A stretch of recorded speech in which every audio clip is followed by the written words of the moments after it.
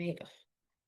Okay, so as said earlier, my name is Pretty, and we also have Saviana Wakowska, who's also going to be co-presenting our session today. And to maybe give everyone a brief introduction of who MRCI is. So we are the leading national organization that works with migrant workers who are in low-paid and precarious sectors of the economy. We work with a variety of workers such as carers, meat factory workers, those in the agricultural sector, chefs, drivers, and all others who are at risk of exploitation and unfair treatment. Because of the nature of our work, it tends to intersect a lot with migration and also employment. MRCI has an information and support center which conducts most of our casework. And our Information and Support Center, ISC, provides a high quality casework support to migrant workers and also their families. In 2024, we were able to support over 3,400 cases, with some of the most common issues being around registration of immigration permission, employment permit issues, change of status, family reunification, citizenship regularization, and also various employment issues.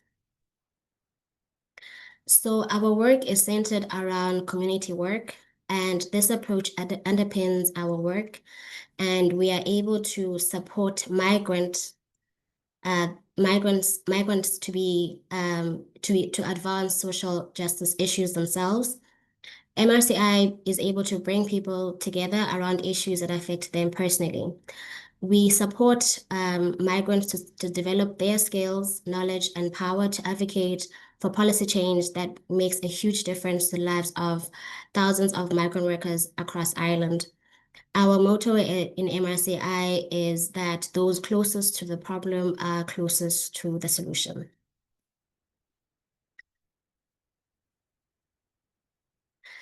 And in moving on to the gist of our webinar today, just to maybe go down in terms of the entitlements that all workers in Ireland have. So the national minimum wage currently for the year 2025 is €13.50 per hour. This is an entitlement that all workers have. This means at the minimum, you should be receiving €13 per hour. In order to determine how much a worker's hourly rate is, you calculate this by dividing your pay by the number of hours worked. So if you are paid on a weekly basis, you will take your gross wage and you divide that by the number of hours worked in that week. And under the National Minimum Wage Act, every employer is required to pay their workers the national minimum wage.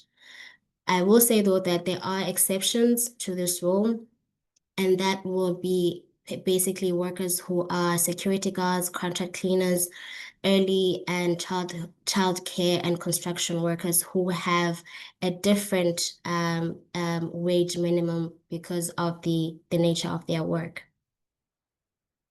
Now, in further understanding basic entitlements, if you are, as a worker, you are entitled to a daily rest period of at least 11 consecutive hours between your shifts.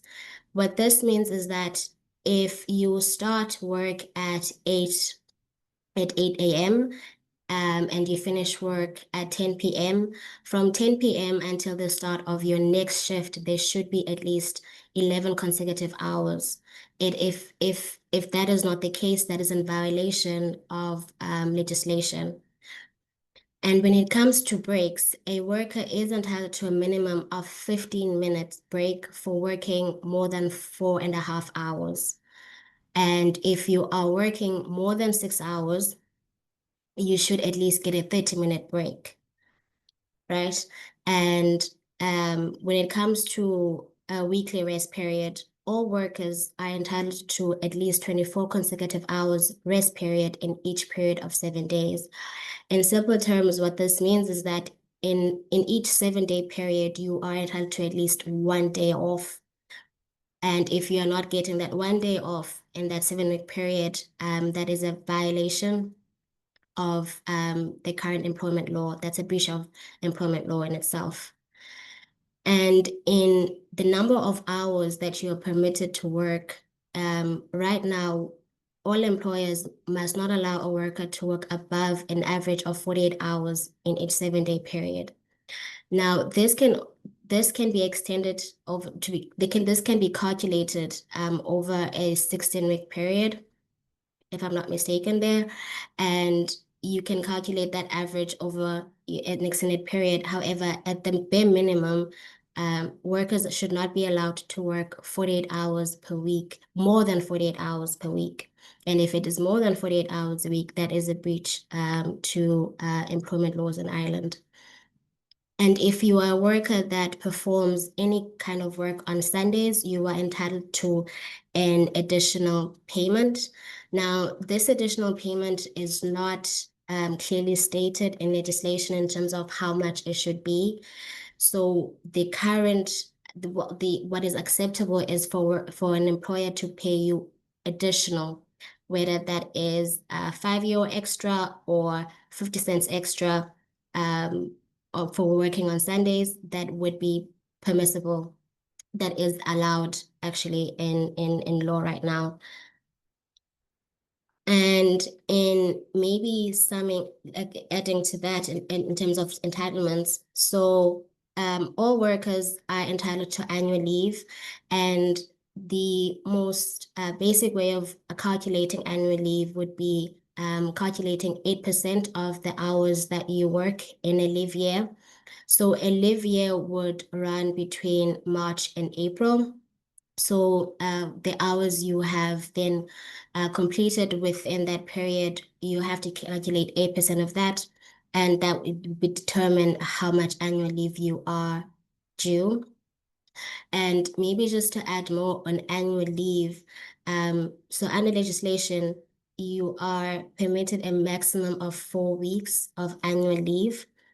And when you take annual leave, you should also be paid for the annual leave that you take. And that is what is allowed and is legislated currently for all workers. And when it comes to sick leave, workers are entitled to 5 days paid statutory sick pay after 13 weeks of employment. This means that your employer is only allowed to pay is should pay 5 days of sick leave, and anything after that will depend on what is provided in your contract in terms of how much your employer has obligated themselves to pay for your sick leave.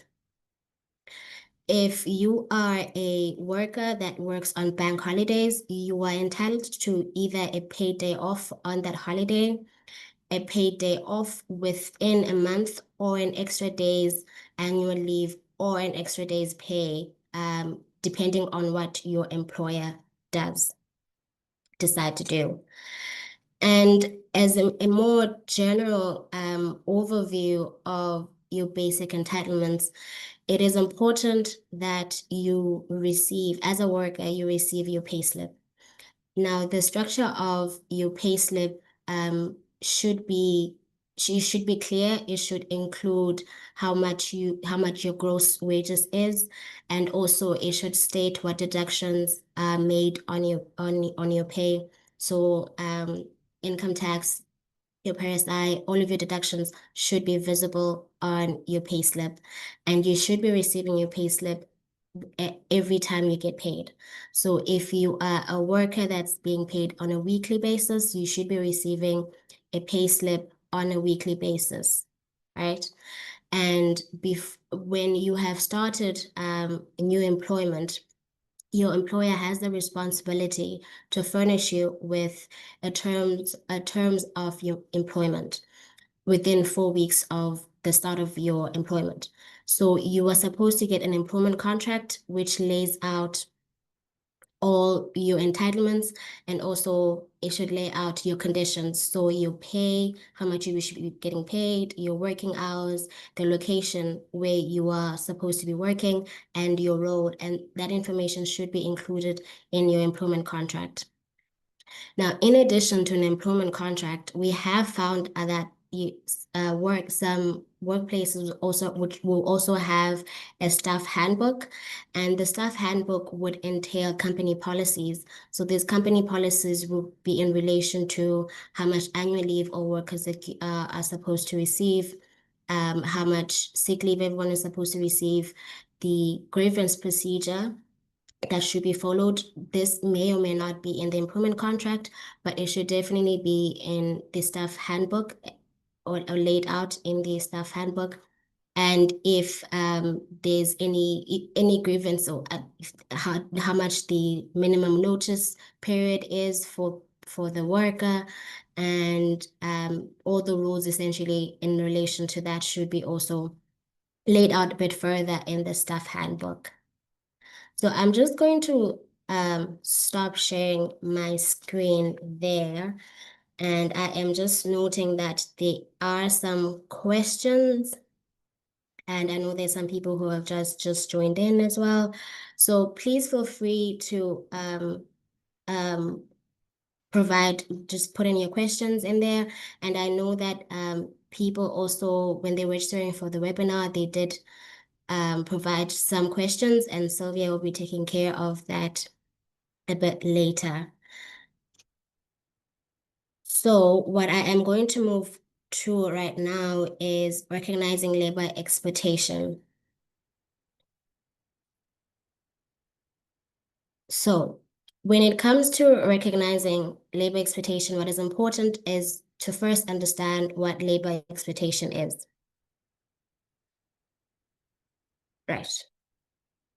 Okay, so labor exploitation refers to being forced or coerced to provide a service to another person, or being subjected to forced labor or enslavement, or subjecting an individual, to servitude or similar conditions. So in understanding labor exploitation, it is important to factor in the indicators of labor exploitation. Now, this is not an exhaustive list of what labor exploitation is. It is just maybe some of the more common things that we've identified in our work as being indicators of what labor exploitation looks like, or some elements of labor exploitation. And this would include receiving no pay, or being paid significantly below the national minimum wage. And this will vary, of course, if you are not receiving any pay at all. That will then exist on, maybe that would then go beyond just being labor exploitation, and it'll become severe labor exploitation. And the second indicator is excessive working hours.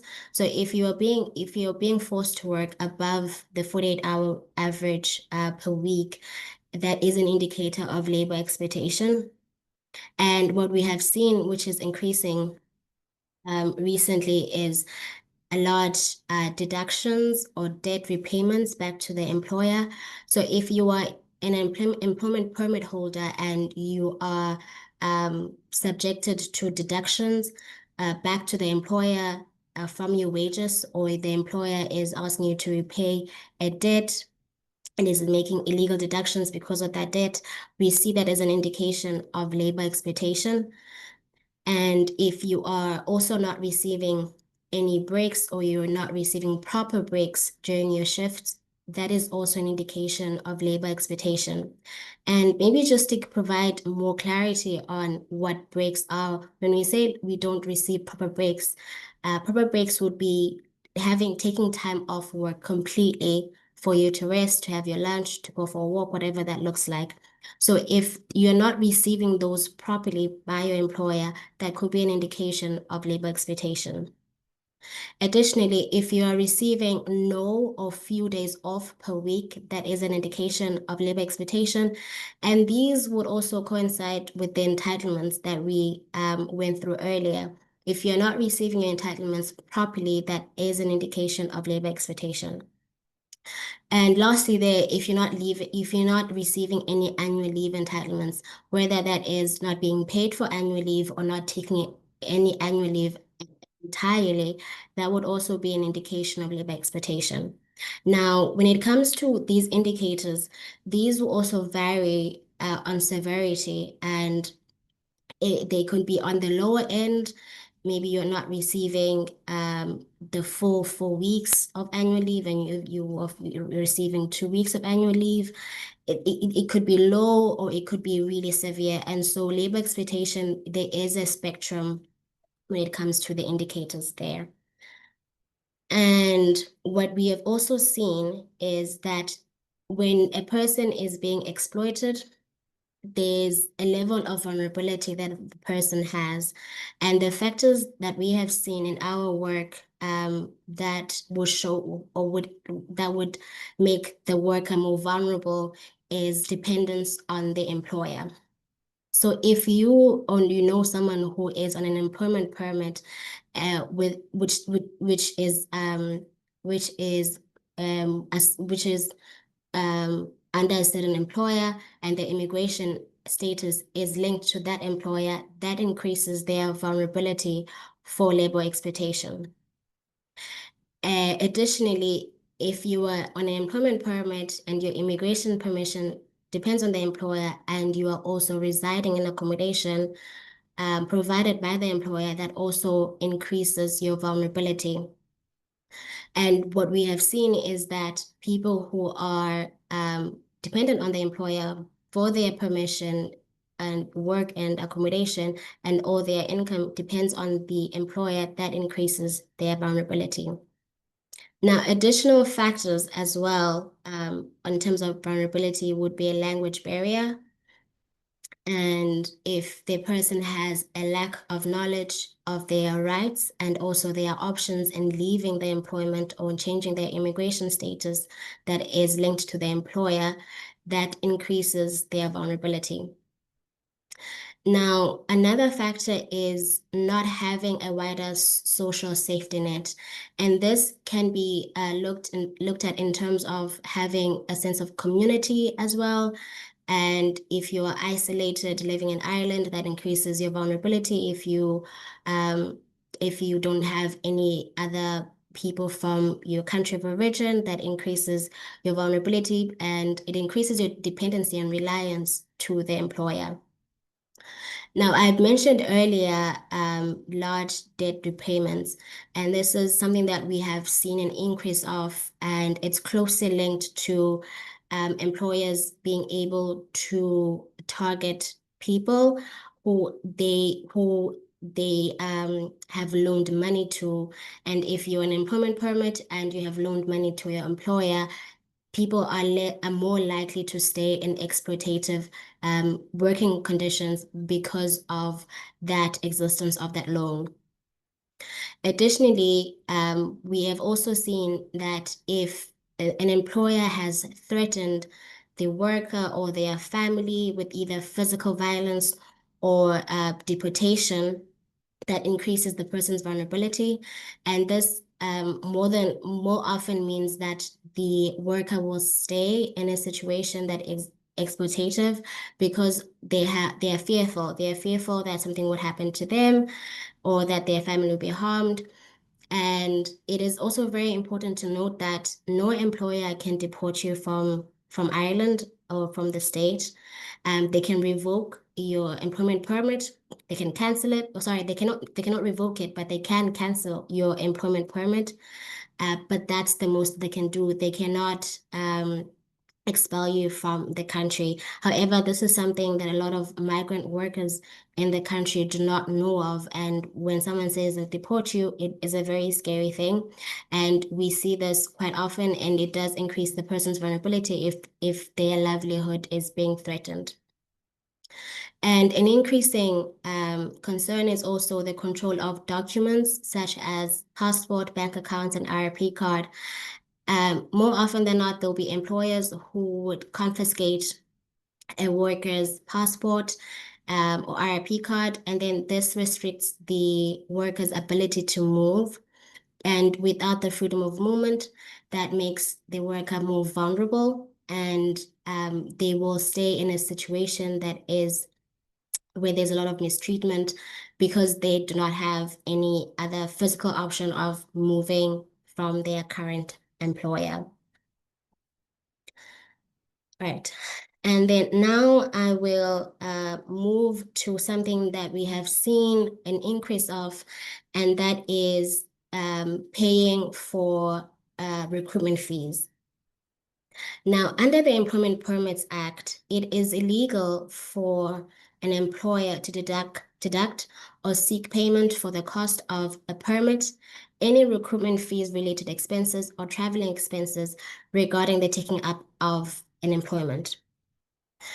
It is allowed for employers to use recruitment agencies, and the principle in law is that the employer is the one who pays recruitment agencies fees associated with the recruitment. It is not the employee or the worker who pays for the recruitment fees. Now, since this is a violation of the Employment Permits Act, it is very hard to enforce. And what we have seen is that if the fees are paid outside of Ireland to a person who is not residing within the country, it is very hard to enforce any consequences for paying for recruitment fees.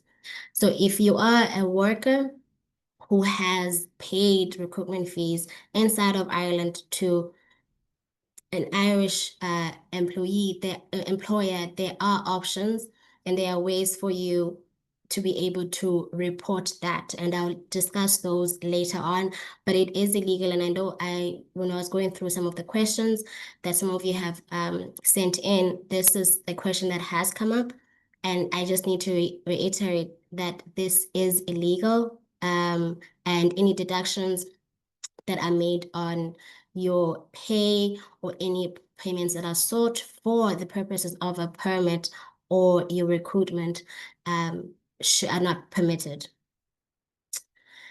And in moving on to raising a grievance with your employer, the first thing to do in raising a grievance is to first understand what your contract says or what the staff handbook says on the grievance procedure. And this will guide you in terms of what the first step is, who to approach, and who to approach. So what is important in approaching your employer is that every verbal conversation or communication you have with either your supervisor or your manager should be followed up in writing. And this is important also for gathering evidence in the event that there is no solution and you then take the decision to then go to an external body for resolving your issue. Before you approach an external body, it is important that you exhaust all internal options available where it is possible. So this means that if your contract or staff handbook stipulates that you have to lodge a formal complaint and you have to go for hearings and the sort, it is very important that you first go through all of those options, and only if there isn't any solution to that, you can then proceed to other external options. However, this is also dependent on how severe the situation is, where you can't address those issues internally, then your only option is to go externally. So it is first important to just read what your contract says and what the staff handbook provides before you proceed with a grievance or you take any or you consider any options externally. Now, if you do consider taking other external options, it is important for you to gather all your evidence. So if you get your rosters on a weekly basis, and if your dispute is in relation to your pay or your hours, your rosters are going to be very important. And if you do not get a roster, there's other ways of getting your start and finish times. And what we have seen as being more useful is taking photos of when you start work and when you finish work. right? And that is going to be very important. And having your contract of employment or your permit or revenue docs that have the employer's details is also very important, and which will then include all your entitlements. That is going to be important evidence if you do decide to exhaust or approach external options as well. And those important documentation also include your pay slips and any communication that you have with your employer. Now, communication with your employer can include your emails with the employer or anyone working for the employer. HR, any text messages you have with your manager, your supervisor, those will be important. And WhatsApp messages are also allowed in some external bodies as evidence of whatever you are purporting is the issue. And what is also very important, if you are, we're talking about discrimination cases, and I know there's some people who have put in some questions on racism, it is important to have a detailed account of incidents that happen. So it is important that you keep either a diary or just a note of what time, what happened, what day, when, what happened, who, just have those details ready if you do decide to approach an external body for assistance with your issue, especially when it relates to discrimination and basically it's discrimination and penalization and things of that nature. Um, Please feel free to ask questions, and I know there were some people who asked questions on this. Please feel free to share those questions again. So I mentioned earlier that there is a process. There's external options in terms of resolving issues that you are having in the workplace. And a body that we currently have or exists in Ireland right now to help workers with their issues is the Workplace Relations Commission. So this is a body that all workers can access in terms of the issues that they are experiencing. So the Workplace Relations Commission is divided into two sections, right? So the first section is the inspectorate, right? The inspectorate has inspectors who perform or conduct inspections in workplaces. The intention for these inspections is to investigate potential employment law breaches. Now, workers can anonymously report an employer to the WRC for an inspection. And the process with the inspection is that when the inspector comes to your workplace, they will request documentation from the employer. So this will be employment contracts of all employees, their pay slips, their rosters, um, any documentation in relation to their working conditions. Those will be inspected, and they will also interview workers in that workplace as part of the investigation. And upon concluding the investigation, the inspectors will then make a recommendation depending on the outcome of the investigation to say whether or not there's any employment breaches, and if there are any employment law breaches, these breaches, what monetary value are they assigning to those breaches to the workers, because that's usually how that would be. Now, these recommendations, they do take time.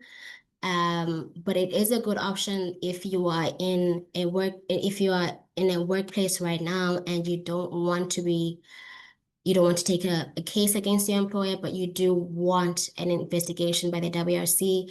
This is a good option. And if you don't want to necessarily leave that employment, this is a good option for you. And it can be done anonymously, so that really, really helps. So the other section of the WRC is adjudications. So adjudications is a process whereby an appointed adjudicator investigates and decides on complaints made by workers. Now, for a complaint to be considered for adjudication, the worker needs to file a complaint form. Now, upon filing the complaint form, the adjudicator will then decide through a hearing the breaches identified and then determine the monies that are owed based on those breaches. It is important to note that this process does take time, and it could be months before a hearing date is set on your case and a decision is then given on your complaint. And I can't stress this enough, but it is important to understand that there are time limits that are associated with bringing complaints to the WRC. It is important that complaints are submitted as soon as possible or within 6 months of ending your employment. Okay, so when it comes to lodging a complaint with the WRC, the first thing, so this is an online process. You have to go through to the WRC website, and you can Google search WRC complaint form, and the first link should lead you to this page. This is their homepage on the WRC website. And you have the option of either selecting e-complaint form or e-complaint portal. It will send you to the same page. So the e-complaint form is the new system that WRC has, which is their new portal where all complaints are sent through or done. So when you click on e-complaint portal, it will you will come to this page, you'll land on this page, and on this page, you will see that there's different options. The guidance note is basically just to explain how the WRC form is set out and when you should fill it, how you should fill it, just basic information on the form itself. And then the employment rights complaint is the actual complaint form that we will be discussing today or going through. So when you click on the employment rights tab, it will lead you to this section. So this section is basically the beginning of your complaint form. And you will see there that it will ask you, this is a full page, and it'll ask you for your details. So everything with an asterisk in red is mandatory. So those fields need to be completed. So this is just your basic information. And once you complete the complainant's details, the complainant refers to the person making the complaint. You will then press next. And when you press next, it will take you to number 2 there, which is the employment details. And this will be information on your employment, the location where you worked, and it will just be that basic information. And when you move from that page to the next page, it will require your employer's full details. Now, this is very important. So here you will have to include the location, the business address. So the business address can be either found in your employment permit, on your revenue, or on your contract, sometimes in the payslip as well. It is also very vital that you include a phone number or an email address of the employer, because what the WRC does is they will send the complaint form either by post or by email. So if you have an email, that would be great. Put that email in there. If you do not have an email and you have a business address, please put those details in there as well. So when you complete the employer's details there is number 4, which is on representative details. Now, representative details are only relevant in the case that you have someone representing you. So if you have come to MRCI and we have said to take on your case, we would then put our details there as a representative so that any communication that comes from the WRC will come to us and then we'll communicate that to you. Or if you go to a solicitor, they will put their their details on number 4. If you are presenting yourself, this is not a mandatory field for you to complete. And number five is special facilities. So this is in terms of the WRC hearing. So once you have completed a WRC complaint form and you've submitted it, there will be a hearing. And the special facilities is in relation to that. So is there any accommodations that you need, whether it's accessibility or an interpreter, you should make the WRC aware of what your needs are.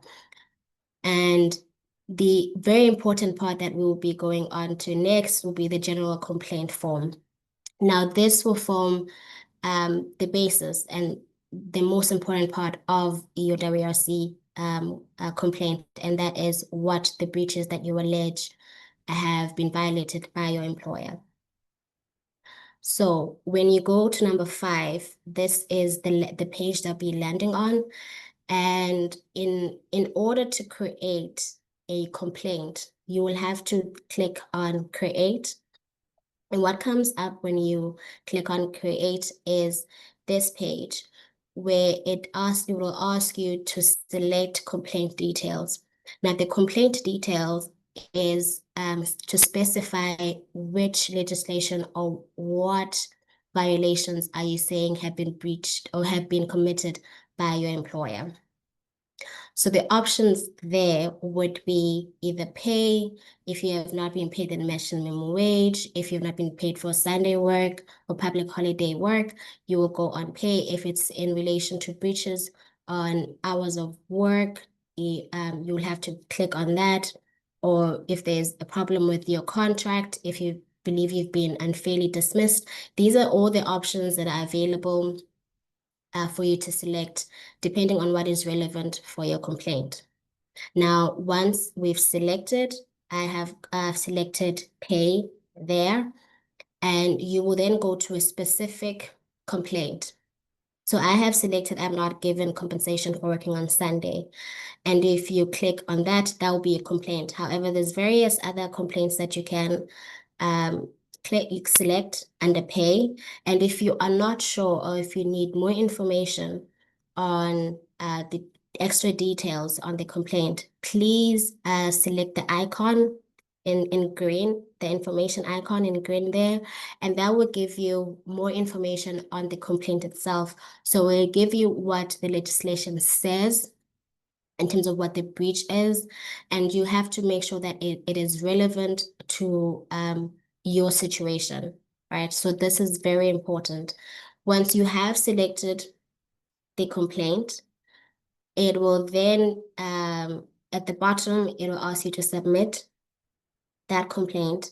And once you submit, you will then land on this page where you are asked to outline specifics on your complaint. Now, what I will say that this is not a mandatory field, and you can opt to not write anything. You can be brief, you can expand on it. It's really up to you. Um, so it gives you that leeway to decide what you want to do in terms of outlining the specifics of your complaint. Now, at the bottom of this section, there will be associated relations options. So these are the options that you have in terms of how you want your matter to be resolved. As I mentioned, there's a difference between inspections and also adjudications, and those icons as well will further clarify what the differences are. Now, you have to select either or for all of the complaints, actually. So you will then have to decide if you want the matter to be adjudicated, and that is to be given to an adjudicator who will preside over the hearing and make a final decision on the breaches and monies owed if there are any, or if you want the matter to be investigated by a WRC inspector. And once you have selected, you will then be able to submit your form. You submit the claim, and upon submitting, you will land on this page. Now, this page allows for multiple complaints. So you can add as many and create as many as you deem necessary, and you can also upload any necessary documents there. And this is a new option that WRC has. And once you are complete or done with this section, you then go on to pay details. And this is not a mandatory field as well. However, if you have the information on your wage before taxes and after taxes and your weekly hours worked, um, you can put it there, and the pay period there, it will be in relation to whether or not you are being paid weekly, bi-weekly, monthly. And once you are finished with this section, you land on this page where it will ask you if you are available for mediation on your case. So mediation is essentially a different way of resolving your dispute, and resolving your dispute through mediation. It will then, your employer be contacted. If you avail yourself of mediation, your employer will be contacted, and you will then be put together and you'll try to amicably resolve the issue without having to go for adjudication. So this is an option. You can decide whether you want to or you're not, but it is mandatory that you select either one of those options. And once you have selected there, you will then be able to submit your complaint by you have to provide your email address, and for all communications to be sent to electronically or to your representative if you have a representative.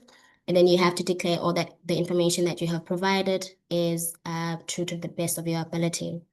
Now, you don't have to complete the WRC complaint form all at one time because it can get overwhelming and it can be really detailed.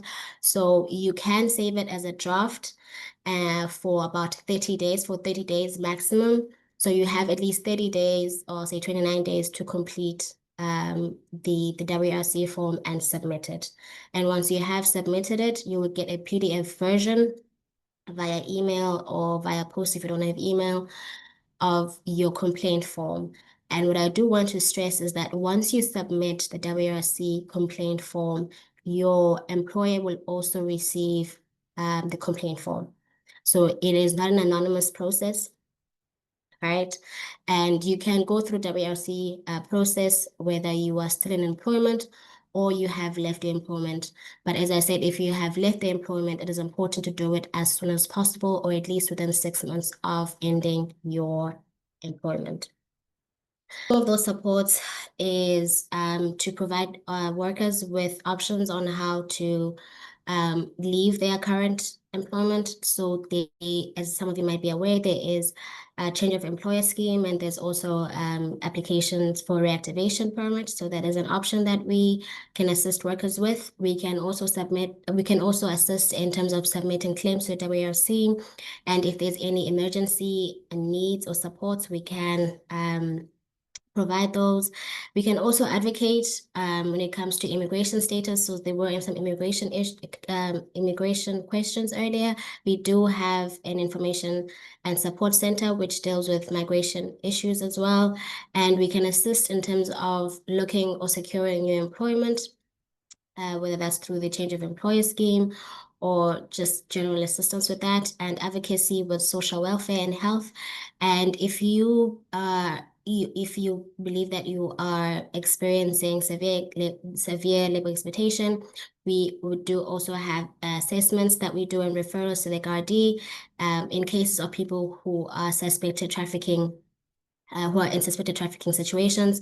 And the support there would be very, very, very diverse or different. And as part of our work, we also have campaigns. So if you are a worker who is on an employment permit, we do strongly encourage you to become a member or part of our campaigns. So we have the employment permits campaign, which focuses on making the employment permit system equal for all permit holders. That is mostly for general employment permit holders to be equal to critical skills permit holders. And you can join at the website via our website. Oh, you can join our campaign via our website. And we do currently have an ongoing survey for employment permit holders to complete. And this will assist us in giving evidence to the Department of Enterprise, Tourism and Employment when we make the assertion that employment permit holders in Ireland are facing exploitation and they're being mistreated because of their employment permit and their reliance to their employers. So I will share the link in a bit on how to complete or where to complete that survey, but it is also available on our website, and I will give the email as well if you want to join our employment permit campaign and also the family reunification campaign. And the family reunification campaign is focusing on bringing families together without delays, which are currently imposed on general employment permit holders. And we also have the fair fees campaigns, which is in relation to reducing the current fee for Irish residence permit. And you can join that campaign as well on our website. And we have a JFU campaign, which seeks pathways to papers for all undocumented people in Ireland, as we believe that if you live in Ireland, you therefore belong in Ireland. So these are some of the cases that we have worked on as MRCI, and we have represented on at the WRC. We have received an award for over 143,000 for a worker at the WRC who has since received the monies that were due to her. And the work that we do at the WRC has also been featured in national media over the years. And this year we represented on a case for a worker who was working 70 hours and earning under €3 per hour and had to pay a recruitment fee to the employer. And we actually received a decision on that worker, which was a decision on this case, which was really favorable to the worker. And we have worked a lot with restaurant workers in the recent times who have been severely exploited in their workplace. So if you suspect that you are being exploited, you can contact the Gardaí if you feel that is a safer option. However, we are available as MRCI for further contact, and our email address is info@mrci.ie.